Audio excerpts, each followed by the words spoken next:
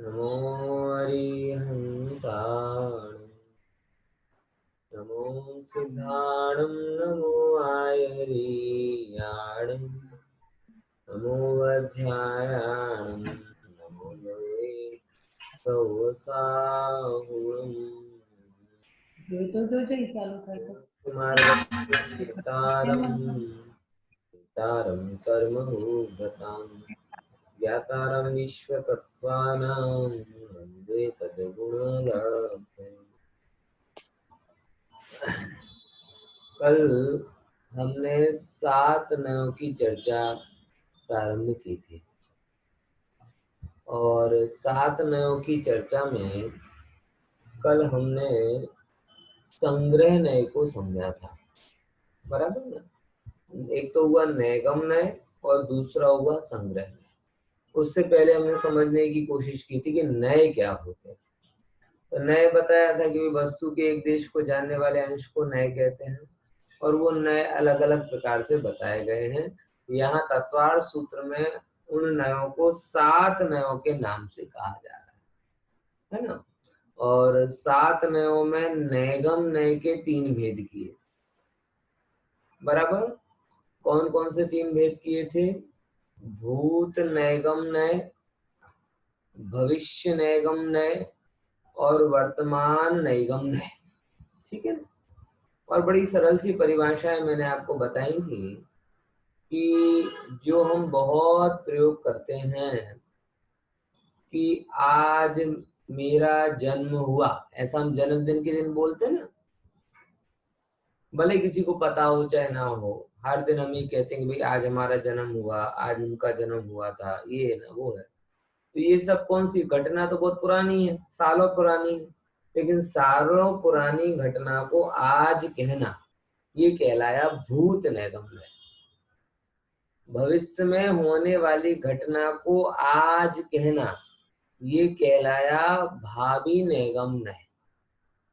और वर्तमान में जो घटना पूरी हो गई है, शुरू हुई है, उसको पूरा कह देना ये है वर्तमान नैगम नय। ठीक है ना, ख्याल में आया ना?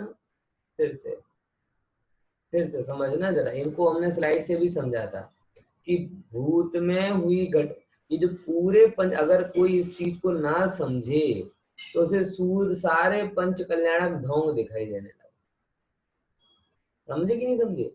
कि अगर कोई व्यक्ति जो इस नयों की शैली को नहीं जानता हो, मैं भी जब पहली बार पंच कल्याणक में गया और थोड़ा समझता सा हुआ तो मुझे बड़ा नाटक सा लग रहा था ना। ये क्या है, भगवान का जन्म हो गया तो कहते साहब आज भगवान का जन्म हुआ। अब एक एक हॉल में लगाया है पंडाल, कहते ये सब अयोध्या नगरी हो गई, ये सौरीपुर नगरी हो गई, ये फलानी नगरी हो गई। ये सब चीजें हमें जब हम इन नयों की शैली को नहीं समझते ना तो हमें बड़ा ढोंग सी लगती है। लेकिन जैसे ही हमें नयों की शैली ख्याल में आती है तो हमें पता चलता है कि एक ऐसी शैली है जिस शैली के माध्यम से हम भूत की घटनाओं को वर्तमान में कह सकते हैं। और जब वो चीज आपको एक्सेप्ट हो जाती है तो चीज और नहीं लगती। जैसे आप किसी दिन फैंसी ड्रेस कंपटीशन में चित्र विचित्र कपड़े पहनो तो कोई और नहीं कहेगा, लेकिन ऐसे कपड़े पहनकर आप नॉर्मल दिन में चले जाओ तो और कहेगा। क्योंकि फैंसी ड्रेस में और क्यों नहीं लगता? क्योंकि ये वैसी शैली है। ऐसे ही भूत के काम को वर्तमान में कह देना ये शैली है, उससे हमारे और तुम्हारे में कोई अंतर पड़ता नहीं है।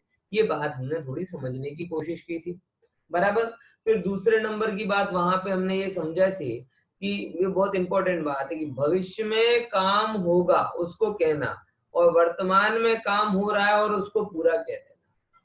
तो ज्यादा ऑथेंटिक ये लगता है वर्तमान नैगम नय, कि स्टार्ट किया और कह दिया जाए। बाकी स्टार्ट ही ना किया और संकल्प मात्र से कहते, ऐसा भी भावी नैगम नय से हो सकता है। तो मैंने आपको सिद्धों के रूप में बताया था कि एक हम सिद्ध हैं, ये कथन हम सिद्ध हैं, हाँ ये कथन एक तो भावी नैगम नय से हो सकता है और एक वर्तमान नैगम नय से हो सकता है। कैसे, कौन बताएगा? हम सिद्ध हैं एक कथन भावी नैगम नय से हो सकता है और एक कथन वर्तमान नैगम नय से हो सकता है। कौन बताएगा इस दोनों के बीच के अंतर को? हाँ खुशी बहन बोलो। हाँ बोलो। सर, भावी निगमन से हम कभी न कभी सिद्ध होंगे उस दृष्टिकोण से, और हाँ वर्तमान निगमन से जो सम्यक दर्शन प्राप्त कर चुका है, वेरी जिसका गुड। प्रोसेस शुरू हो गया है, उस हाँ हाँ अपेक्षा से। बहुत अच्छे। मतलब मुद्दा ये है कि दोनों में ही हम सिद्ध होंगे, मुद्दा ये है। लेकिन एक ऐसा लग रहा है जैसे मतलब व्यापार में होता है ना कि भाई मुझे मर्सिडीज लेनी है, मुझे ऑडी लेनी है, मुझे फलाना लेना है। एक तो ऐसा कथन हुआ जो बहुत दूर से सही भी हो सकता है और नहीं भी हो सकता है, बराबर।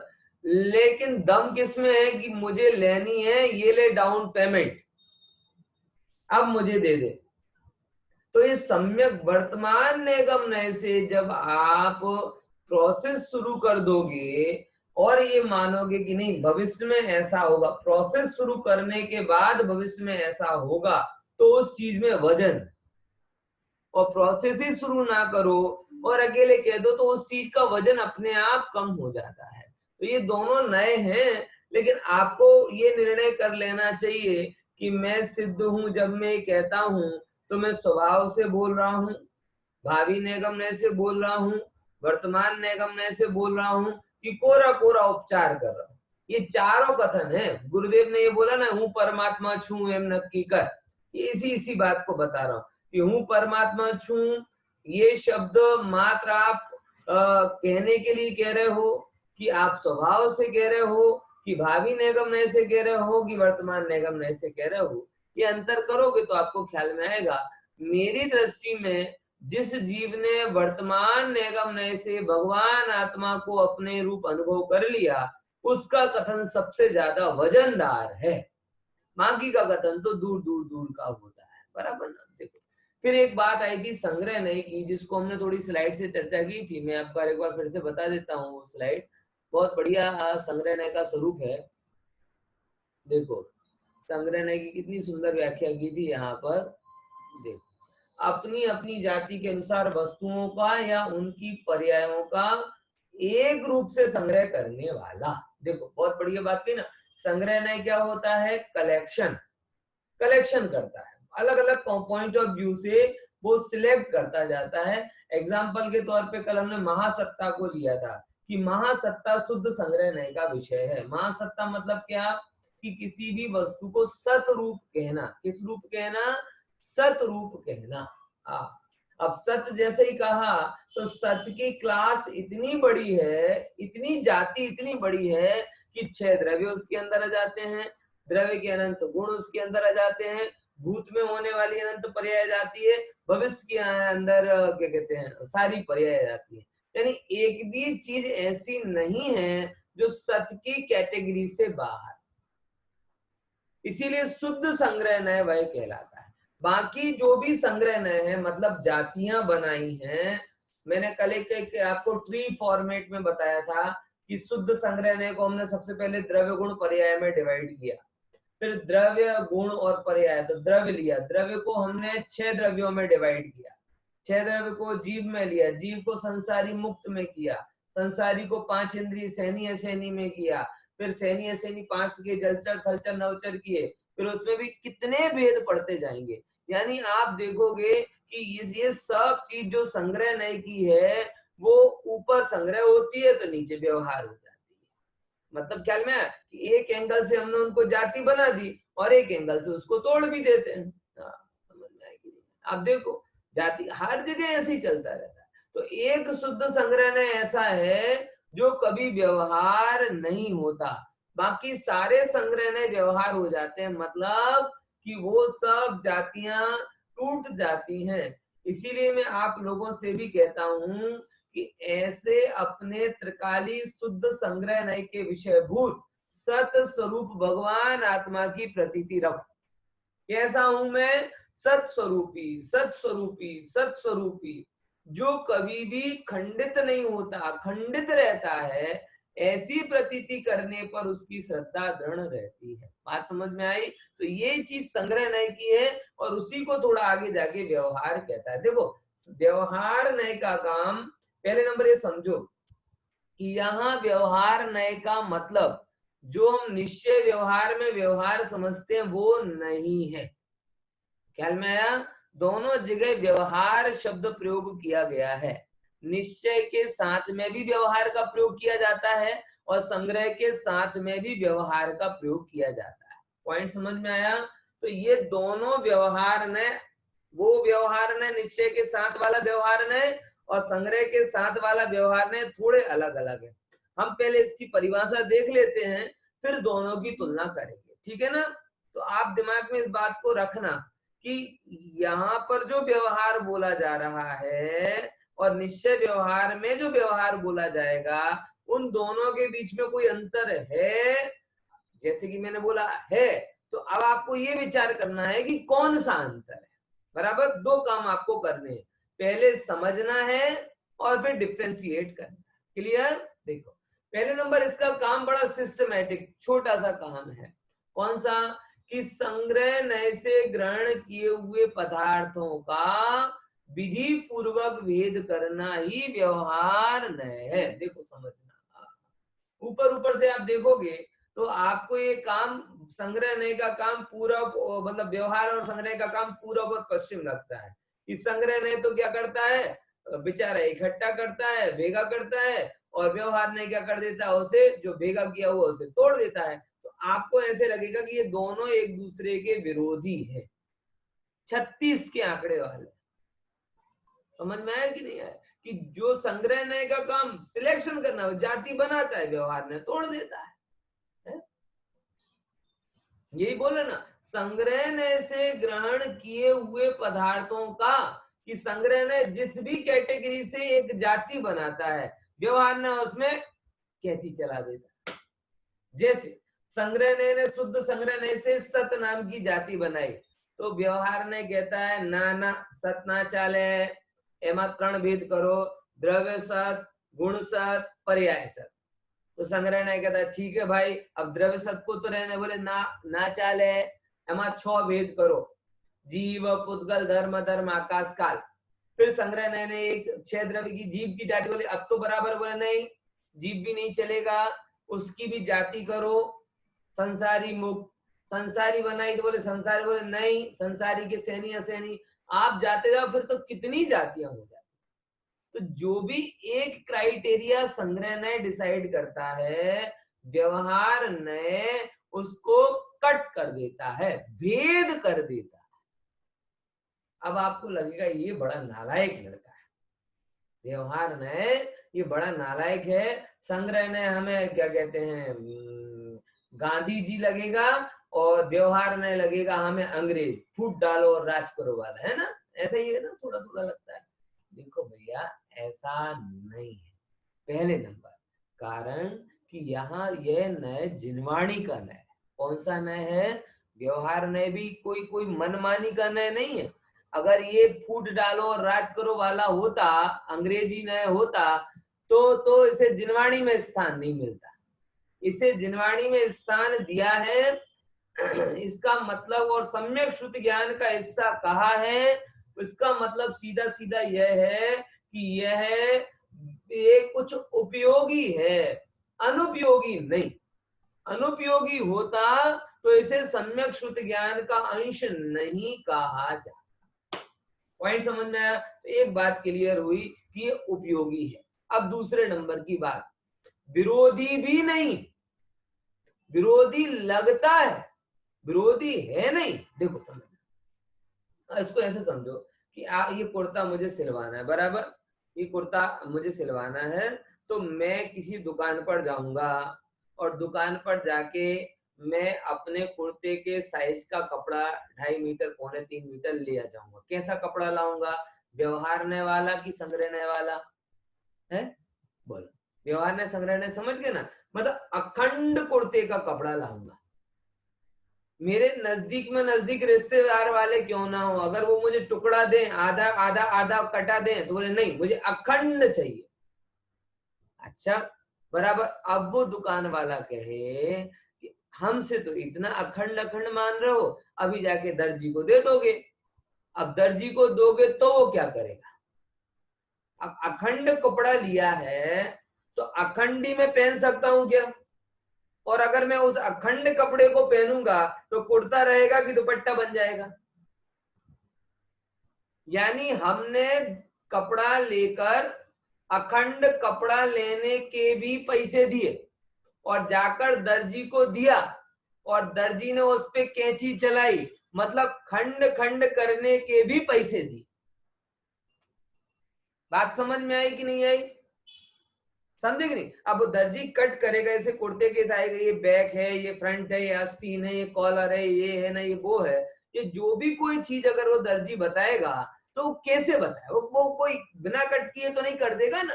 तो हमने दोनों जगह पैसे दिए, अखंडित कपड़े के भी पैसे दिए और खंडित करने के भी पैसे दिए।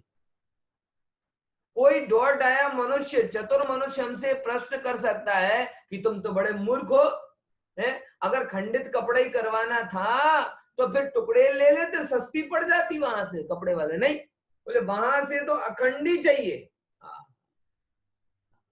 तो भाई मतलब समझ में आया कि ये दोनों काम आपको क्या लगे कि एक तो अखंडित रखना और दूसरा खंडित करवाना, मतलब कट करवाना, ये विरोधी काम है। लेकिन विरोधी होते हुए भी अगर आप देखो तो अगर आज ये मैं कुर्ता पहनकर बैठा हूं तो ये कुर्ता उन दो विरोधी कामों का परिणाम है।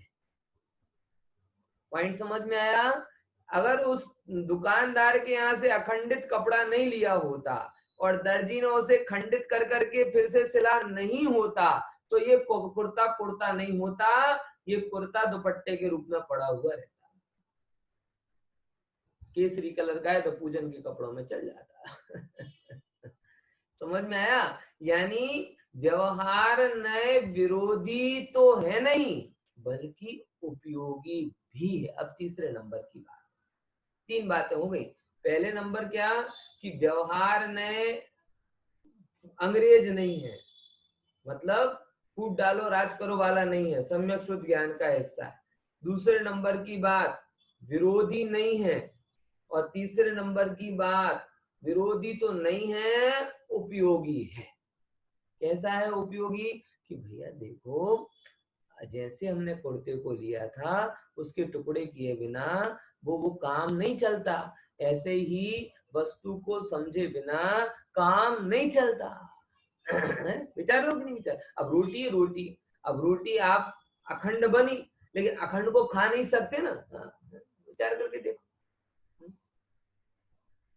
आप घर पे कुछ भी बनाओ, रोटी बनाते हो गोल गोल, पूरी गोल गोल रोटी, और गोल गोल रोटी होना, अखंड रोटी होना गुण माना जाता है।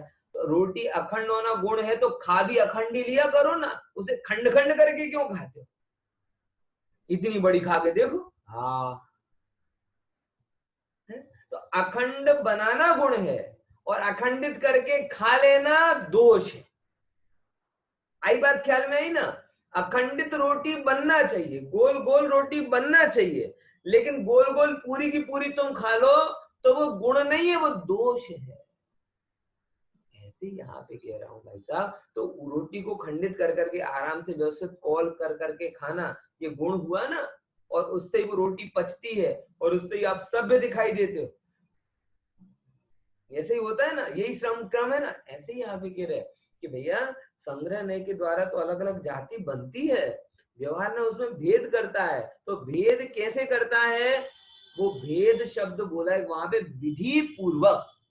कैसा शब्द बोला? विधि पूर्वक। देखो अब उसको जरा कुर्ते के दृष्टांत पे लेके जाते हैं कि आपने दृष्टांत में सुना कि भाई कुर्ते को लेने के बाद में दर्जी क्या करता है? कट करता है। अब कट करता है तो हमारे जैसे बुद्धि वाला अरे काट में है ना, ये तो बड़ा आसान काम है, लाओ कुर्ता फटाफट फटाफट कट कर दे है। और हम ले और कुर्ते को यहाँ से एक कैंची चलाए ना, वहां से एक कैंची चलाए ना, एक ऊपर से और एक नीचे से। तो बोले तुमने कट करने का बोला था, लो हमने कट कर दिया। अब तुमने कट कर दिया कि कुर्ते का सत्यानाश कर दिया। यानी कट करना मात्र काम नहीं है, विधि पूर्वक कट करना ये काम। आपको पता होना चाहिए कि ये दर्जी को पता रहता है तुम्हें पूरा कपड़ा दिख रहा है, उसे दिख रही ये हिस्सा आस्तीन का है, ये हिस्सा बैक का है, ये हिस्सा सामने का है, ये कॉलर का है। आपको अखंड कपड़ा दिख रहा है, दर्जी को उसमें भेद दिख रहे हैं और वो उन भेदों को अलग अलग निकाल देता है। उसे दिख रहा है तो ही वो काट पाता है, हम जैसों को दिखता नहीं है और हम अगर कैंची चलाने जाएंगे तो कुर्ते का सत्यानाश कर देंगे। सेम बात यहाँ पर है। एक भेद करना मात्र पर्याप्त नहीं है, विधि पूर्वक भेद करना। अब देखो विधि पूर्वक भेद करने का मतलब क्या है? विधि मतलब देखो भेद तो हम बहुत सारे करते हैं दुनिया में, ऐसा तो है नहीं कि हम भेद नहीं करते, करते कि नहीं करते, लेकिन हम एक भी ढंग का भेद नहीं करते। हम ये कहते हैं तेरा पैसा ये मेरा पैसा है, ये 1 नंबर का पैसा ये 2 नंबर का पैसा। अब हमने भेद तो किया, तेरा पैसा ना मेरा पैसा।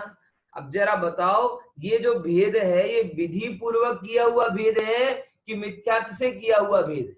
बताओ, ये तेरी जमीन ये मेरी जमीन है, विचार करके देखो। ये जो हमने भेद किया ये भेद का कोई आधार है क्या? ये तेरे वाले मेरे वाले, हमने जो भेद किया वो विधि, उसमें कोई जिनवाणी, यानी भेद कौन सा होता है कि जिस भेद पर जिनवाणी की मोहर लगी हो वही भेद भेद है, बाकी तो भेद भाव है। भेद विज्ञान मोक्ष का साधन है और भेद भाव ये संसार का साधन। जिनवाणी भेद विज्ञान सिखाती है और मोही जीव ने भेदभाव सिखाया। भेदभाव सिखाया मतलब कैसा भेदभाव सिखाया कि कोई अच्छा गोरा सा लड़का दिख रहा हो ना तो हम अपने बच्चे इसके साथ खेल लो, और कोई काला सा दिख रहा हो इसकी नाक वाक आ रही हो कपड़े इसके साथ मत देखो ये बेकार लग रहा है। ये तुमने भेदभाव करना सिखा दिया। बराबर, आपका बच्चा अगर कोई बड़े ऑफिसर से बोले तो खुश होके बोलते, फोटो निकालते, और किसी ड्राइवर से काम वाले उससे बात मत किया करो, ये तुम भेदभाव सिखा रहे। बात समझ में आ रही कि नहीं आ रही? ऐसे बहुत सारी बातें हैं। तो भेद कौन सा भेद करना? बोले जिस भेद को जिनवाणी ने परमिट दिया है उस भेद को ही व्यवहार ने ग्रहण करता है, मन के भेदों को व्यवहार ने ग्रहण नहीं करता। इसको मैं इस रूप में और कहता हूं कि देखो भैया, भगवान की वाणी में जैन शब्द आया। क्या शब्द आया? जैन शब्द आया। जैन का क्या मतलब निकला? बोले जिनकी बात माने सो जैन। अब ये जैन शब्द हमें मिला, ये विधि पूर्वक भेद है कि जिन ये हुए और उनके भक्त जैन होगा। तो जिन और जैन का भेद है, ये जिन और जैन का भेद किसका है? विधि पूर्वक किया हुआ भेद है। इसके पीछे कारण है, लेकिन फिर हमने उस भेद को किसमें डिवाइड कर दिया? बोले दिगंबर श्वेतांबर। दिगंबर में भी जाओ तो 13 पंथी 20 पंथी, 13 पंथी में भी जाओ तारण पंथी, मुमुक्षु, न परवार, न, और फिर एक एक में अलग अलग प्रकार की जातियां हो गई कि बोले तुम गोला पूरब, तुम गोला लारे, फिर दशा बीसा हुमड़। ये जो भेद किए ना तुमने, ये सारा भेद भेद भाव है, ये व्यवहार नहीं है। मैं स्पष्ट शब्दों में कहना चाहूंगा। समाज के आधार पर आपने भेद किए, क्षेत्र के आधार पर आपने भेद किए। गुजरात में नहीं चलता साबरकाठा। साबरकाठा मतलब क्या? साबरमती की नदी के किनारे वाले साबरकाठा, मच्छू काठा, मच्छू नदी के रहने वाले मच्छू काठा है। बोलो दसा बीसा, 10 गांव के लोग हो गए, वो दसा हो गए, बीसा नरसिंहपुरा, ऐसे। ये कोई भेद है? ये मिथ्या भेदभाव है। भेद ये व्यवहार नहीं है, मिथ्या व्यवहार, समझ लेना। मैं इस बात पे इसलिए कह रहा हूं भाई साहब, एक भेद काफी है जो जो आगम सम्मत है। जिनका भक्त सो जैन। किसका भक्त? जिनका भक्त सो जैन। एक में पूज्य आ गए और एक में पुजारी आ गए, एक में भगवान आ गए, एक में भक्त आ गए। बस ये विधि पूर्वक भेद है। अब इसके अलावा जो भी तुम्हारे भेद के कारण हैं, जन्म के कारण, क्षेत्र के कारण, ये सारे भेद मिथ्या हैं। ये सम्यक व्यवहार नहीं है। सम्यक व्यवहार तो सम्यक दर्शन का कारण होता है, और ये जो भेद हम क्रिएट कर रहे हैं ये सारे राग द्वेष के कारण बनते हैं। मैं बहुत ज्यादा टिप्पणी नहीं करना चाहता, लेकिन मुमुक्षु समाज जो कि बहुत ब्रॉड है, उसके सामने भी आज एक बहुत बड़ी समस्या आ गई है कि व्यक्ति को आत्म कल्याण की चिंता कम है, जाति और समाज की चिंता ज्यादा। हम सब लोग मुमुक्षु अपने तमाम झंडे छोड़कर एक नए झंडे के नीचे आए थे कि भाई हमें और ज्यादा प्रपंचों में नहीं पड़ना। आप देखो गुरुदेव की प्रताप से क्या करामात हुई कि पूरे भारत में जो भी भद्र जीव थे, एमपी ने वालों ने अपनी जातियां छोड़ दी, महाराष्ट्र वालों ने अपनी जातियां छोड़ दी, गुजरातियों ने तो अपने संप्रदाय तक छोड़ दिया बराबर, और ना जाने कितनी छोटे मोटे भेद तो सारे खत्म से ही हो गए थे और एक झंडे के नीचे आ गए थे। कौन से? हम सब एक मुमुक्षु, एक मोक्ष के मार्ग पे बढ़ने वाले। एक लॉजिकली भेद हमने बनाया, विधि पूर्वक भेद बनाया कि हम सब क्या निर्णय करते हैं कि गुरुदेव श्री के प्रभावना योग में अब हम तमाम इन क्षुद्रताओं से दूर होंगे और एकमात्र मोक्ष के पंथ में लगे।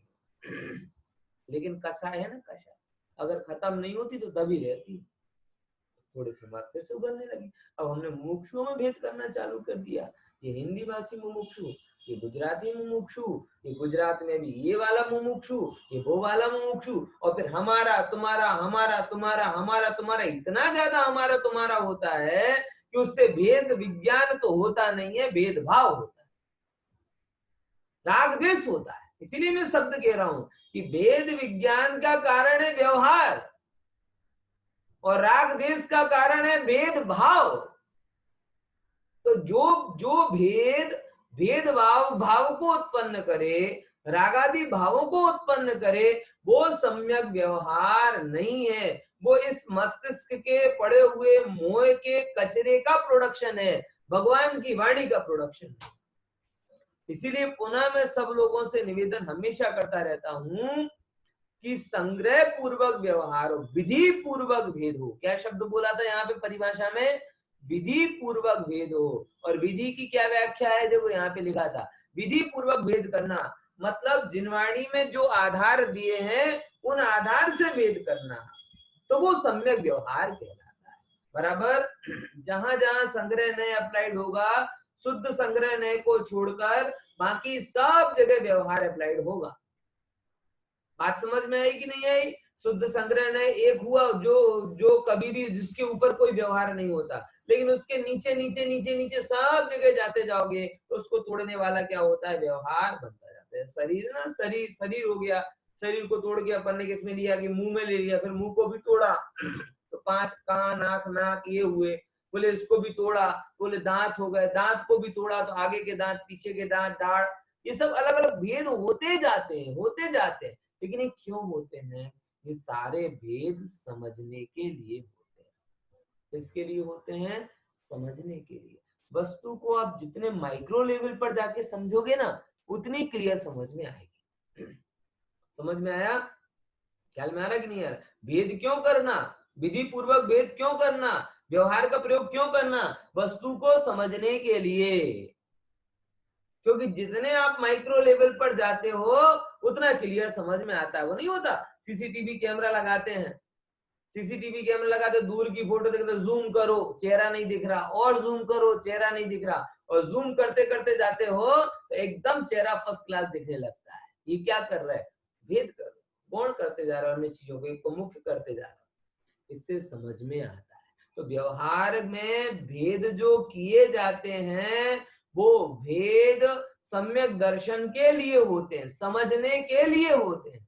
बराबर। और हम जो भेद करते हैं वो भेद राग देश के लिए होते हैं, इसीलिए हमारे भेद बराबर नहीं है और जिनवाणी के भेद एकदम बराबर है। समझ में आया?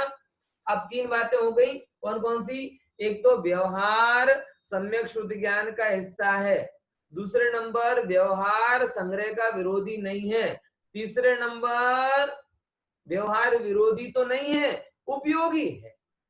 अब चौथे नंबर का प्रश्न जो मैंने आपसे पूछा था उसको याद करना कि जो निश्चय व्यवहार में व्यवहार है और संग्रह व्यवहार में व्यवहार है, इन दोनों में क्या अंतर है? जरा वो बताओ तो मजा आए।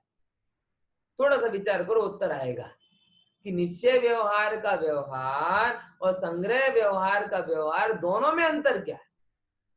कोशिश करके देखो। देखो, कोई ट्राई करेगा? नहीं तो मेरा तो काम तो हो जाएगा। आप लोग जिज्ञासा उत्पन्न हुई ना तो काम हो गया। हाँ, खुशी बहन का हाथ उठाया, और कोई बोलेगा?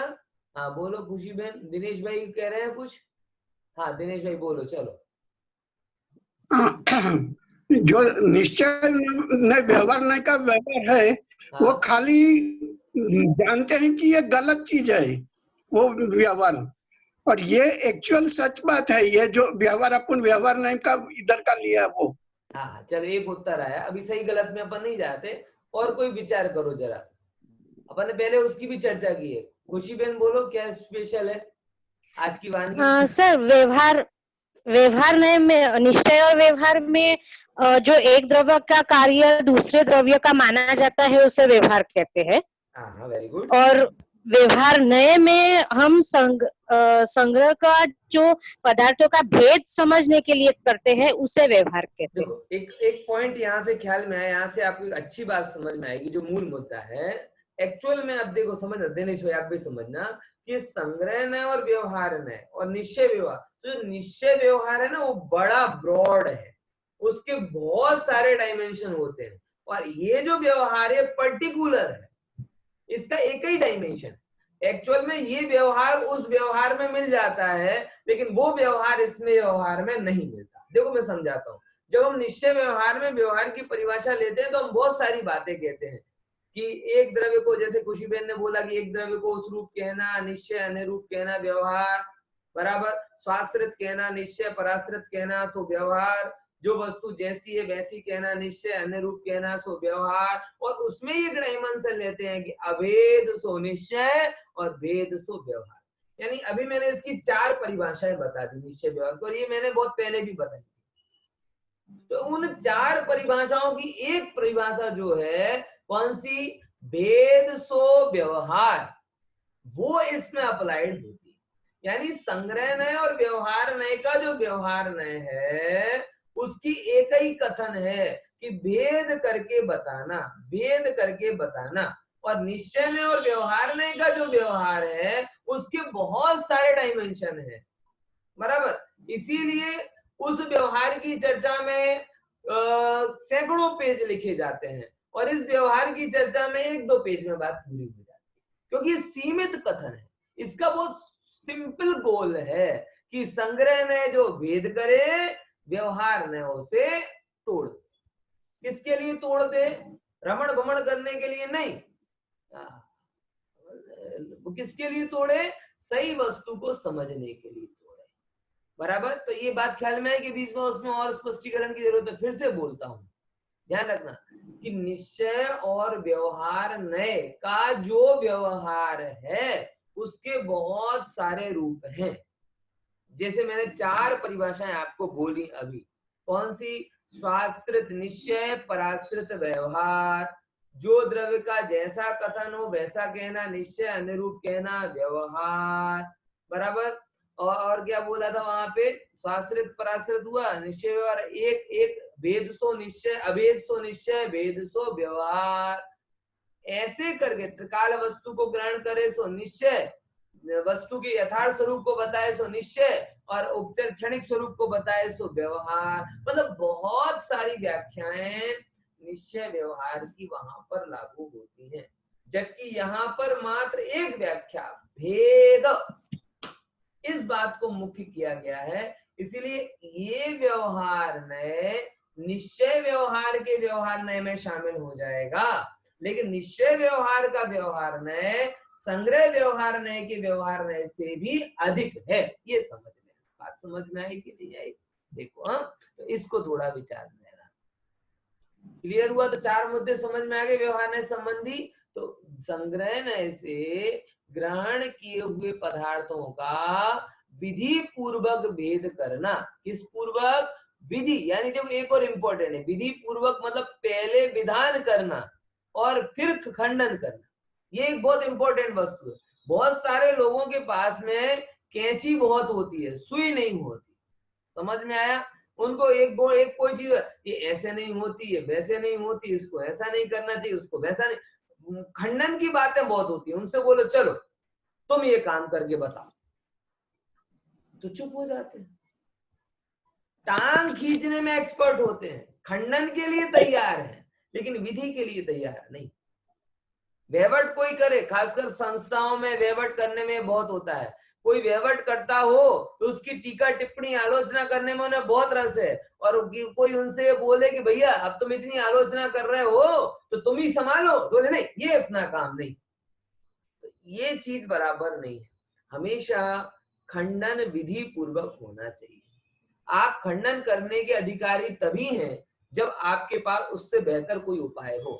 आगे से आप जब भी किसी की टिप्पणी करने जाओ तो इस बात पर समझ लेना कि मैं खंडन तभी करना चाहिए मुझे जब मैं इससे बेहतर ऑप्शन या तो जान सकता हूं या बता सकता हूं।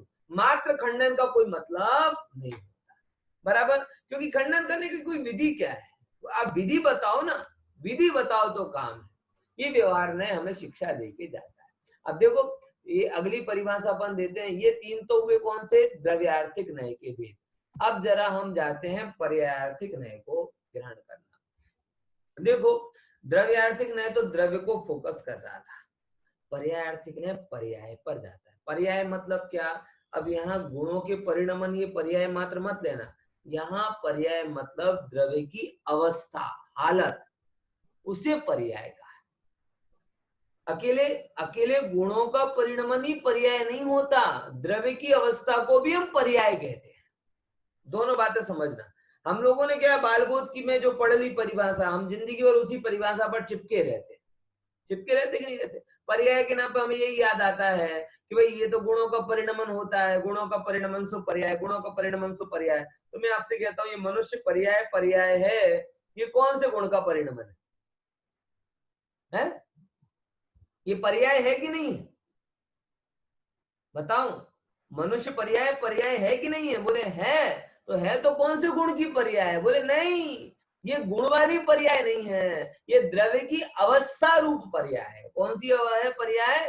बोले पर्याय है लेकिन द्रव्य की अवस्था रूप पर्याय है। और एक द्रव्य की अवस्था रूप पर्याय नहीं है, अनंत द्रव्य की अवस्था रूप पर्याय है। इसे मुख्यतः दो कहा जाता है। ये मनुष्य पर्याय में एक जीव द्रव्य है और अनंत पुद्गल द्रव्य है। तो जीव द्रव्य और अनंत पुद्गल द्रव्यों की मिलकर एक पर्याय बनी है जिसका नाम हमने मनुष्य पर्याय रखा है, बराबर।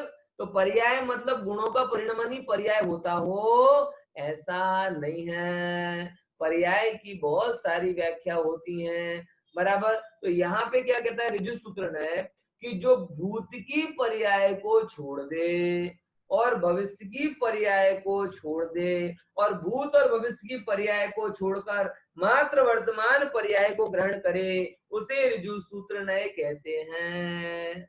अब देखो, अब इसमें आपको एक विचार हो सकता है कि अब कल तक तो आप संग्रह नए के विषय में ये पढ़ा रहे थे कि हम किसी को पर्याय से देखे ही नहीं, हम तो त्रिकाली द्रव्य रूप देखें। गुरुदेव ने भी यही बोला किसी को पर्याय से देखा हो तो क्षमा करे। तो फिर यहाँ ये क्यों बोल रहे हो कि ये ऐसा नए ही क्यों दिया कि जो वर्तमान पर्याय को देखता हो? देखो भैया, हर नए की उपयोगिता होती है। किसी को भगवान देखना जरूरी है, वो तो है ही, लेकिन कीड़ी को कीड़ी देखना भी जरूरी है, क्योंकि कीड़ी को कीड़ी नहीं देखोगे तो आपको बचाने का भाव नहीं होगा। अहिंसा का पालन त्रिकाली द्रव्य को देखकर नहीं होगा, अहिंसा का पालन वर्तमान पर्याय को देखकर होगा। और सम्यक दर्शन वर्तमान पर्याय को देखकर नहीं होगा, सम्यक दर्शन त्रिकाली तत्व को देखकर होगा। ऐसी सुंदर व्यवस्था है, इसको भली भांति